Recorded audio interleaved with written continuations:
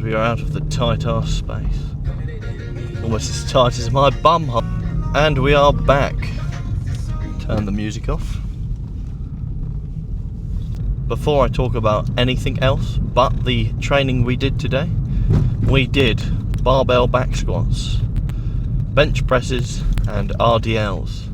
The unique part of today was the fact that I switched up on the high bar to the low bar, which felt rather good, to be honest. I think my body mechanics actually suit low bar squat a bit better than high bar squat. And I hate to admit that, because the high bar squat is very aesthetically pleasing. Powerlifters and power builders use mainly their posterior chain rather than their anterior chain, the chain of which contains your abdominals, intercostal muscles, quads, blah blah blah, you know, all the bits and bobs. Your fucking down to your toenails, because technically they're in front of you. I worked up to a double at RPE 6.5. I used 200 kilos. 200 kilos felt very comfortable. Worked down to 185 kilos for 2 sets of 3, and then 155 kilos for 2 sets of 6. So today was a pretty solid squat session, and again I was getting used to using the low bar position. 2 very noticeable changes I picked up on when I was low bar squatting was I could drive through my hips a lot more, but I had a lot of wrist pain because I'm not used to having my wrists in the low bar position. You have to carry the bar a bit more than you do with the high bar squat. The high bar squat sits more on your traps.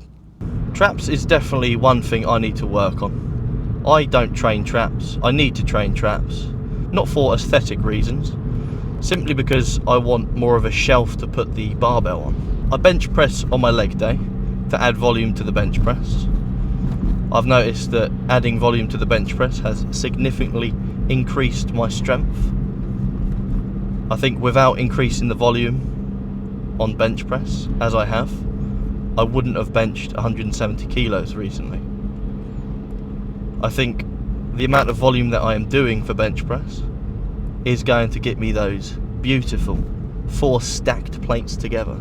You know, the end goal for most people in terms of bench press, the ultimate goal. But even when I hit 180 kilos or 4 stacked plates, I'm still not going to be satisfied. After 180 kilos, I want 200 kilos. After 200 kilos, assuming I can reach that naturally, I want 220 kilos. And it just continues on and on. That is the issue with powerlifting as well as bodybuilding. Powerlifting, you want more strength and power. Bodybuilding, you want more muscle. You're never really truly satisfied. I will be posting my squat mobility routine. I just haven't had the time recently due to work. Working these lates is just killing me off. Getting up early, having to go to the gym, and then finishing late is just... it's making me rather tired and miserable, to be quite frank. Which is why I prefer working early or mid. Because with earlies, I can go straight to the gym after work. With mid shifts, I can go either before or after. I do like having that option because sometimes it's nice to have a little bit of a lay-in. Other times it's nice to get it over and done with. That was a beautiful specimen of a female. Beautiful little smile, like mine. I think her teeth are a lot whiter than mine though. This video will be shorter because I am restrained for time. I'm also going to be doing something different.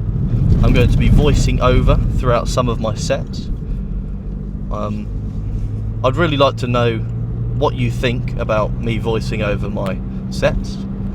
Do you prefer it, or do you prefer me just talking on the go, aka real time? I am slowly figuring out a format for my videos. I'm just kind of going with the flow at the minute, looking at people's suggestions, answering people's questions, which I really like doing. I like helping people out.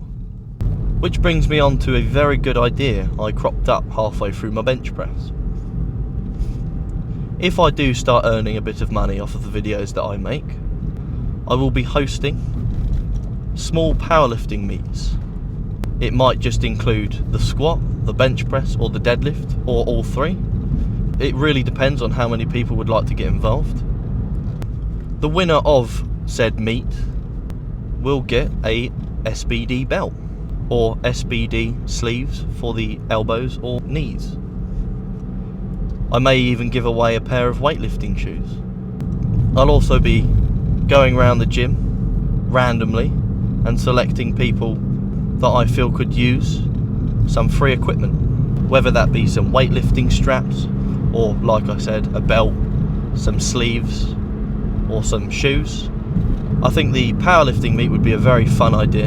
It would obviously take a little bit of arrangement, a little bit of management, but I think it would be really worth it. Anyway, I'm just going to cut to the workout. Again, feel free to leave me some suggestions in the comment section, some questions if you have any. Enjoy.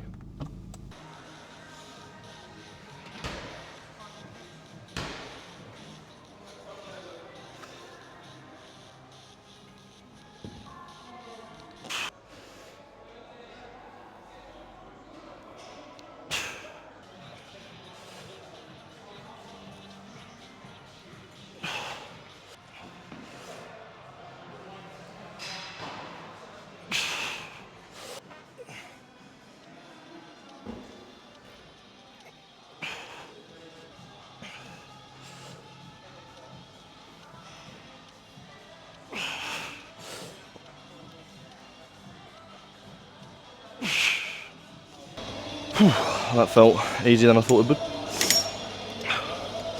Low bar is definitely taking a toll on my wrists. I do prefer high bar, and I'm not too sure whether or not I will implement low bar in the future, but I think once every now and then it's nice to give different things a try. I'd like to know what your thoughts on my low bar technique is. I think because I don't do low bar regularly, you could use a ton of refining. But, 200 felt very reasonable. Using my gay weightlifting shoes and fake Pure Gym weight plates, I've now dropped down to 185 kilos, and I'll be doing that for 2 sets of 3.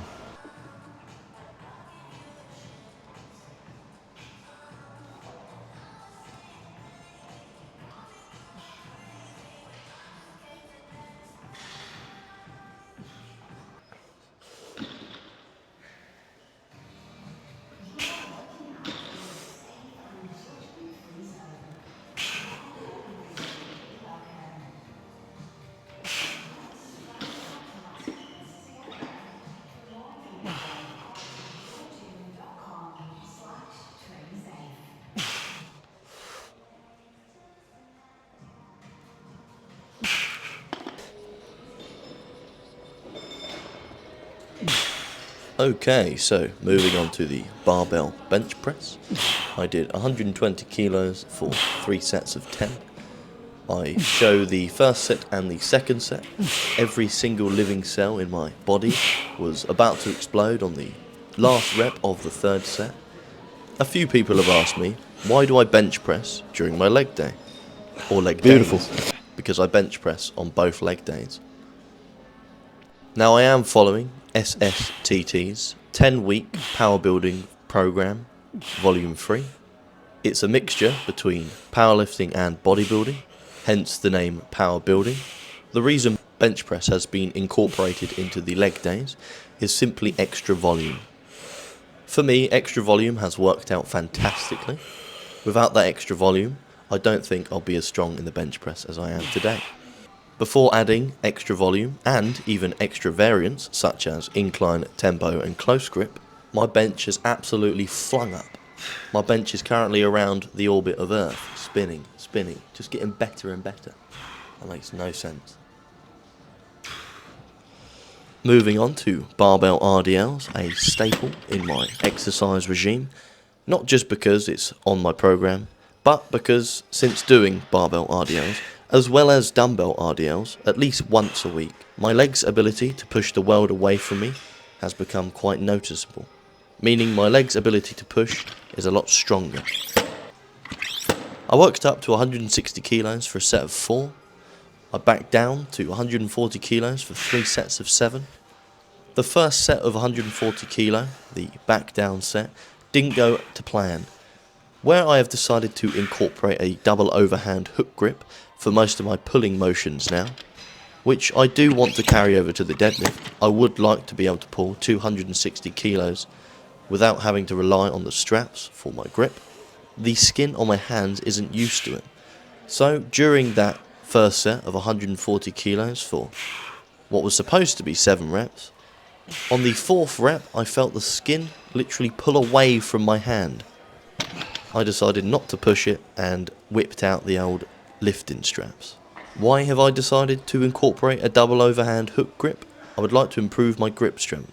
Improving your grip strength kind of carries over to pretty much any kind of movement that relies on your grip. That could be a deadlift, a bench press, in this case RDLs, whether that be barbell or dumbbell. It could be a barbell row. Not having to rely on the lifting straps is where I want to go with this. I only did 3 exercises today: the barbell squat, the barbell bench press and the barbell RDLs, because I was running incredibly short on time. I do work 5 days a week, so I am limited for time throughout most of the week, which is very frustrating because I would love to just focus purely on lifting, but like I've said before, bills have got to be paid. You've just got to grit your teeth and get on with it.